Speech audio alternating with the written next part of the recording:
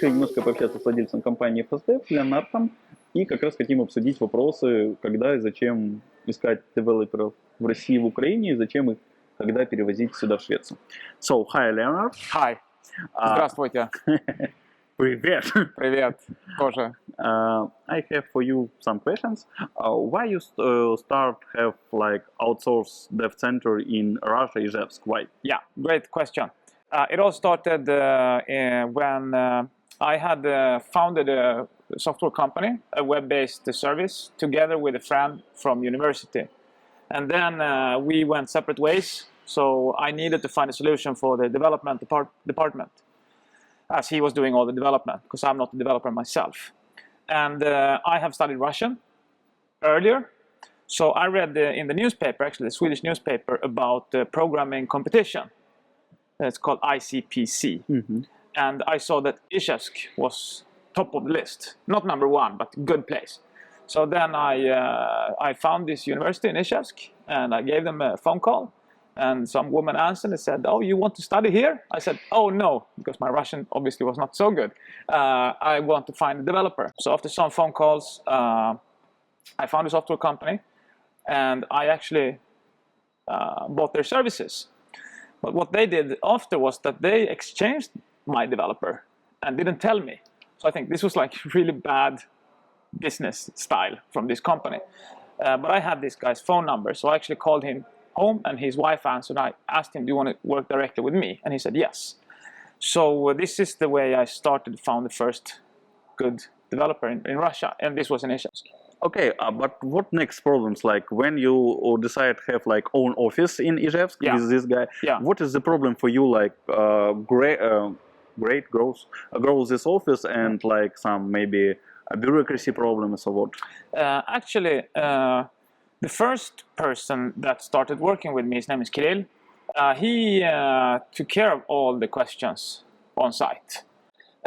So I didn't have to deal with these questions. And we grew to about 7-8 people. And after that, another person took over the general management role.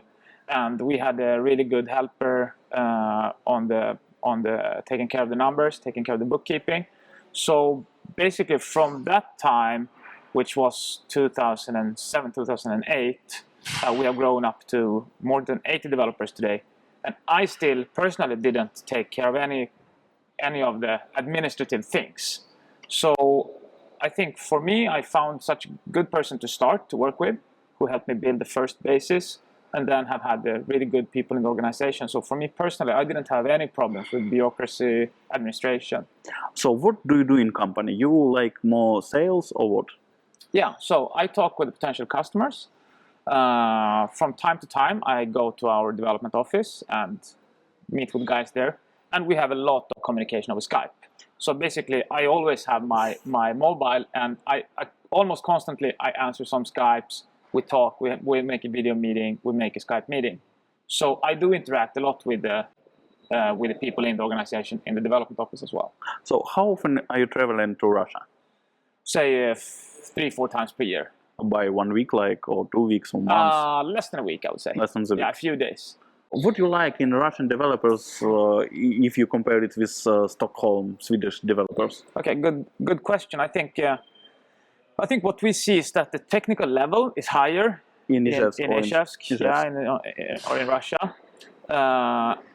While maybe here in Sweden, we are a little bit better at maybe team working and taking own initiatives. So a little bit difference in the culture, because in Sweden we are more people are more used to take more own initiatives. So maybe somebody does something even though he didn't get the instruction.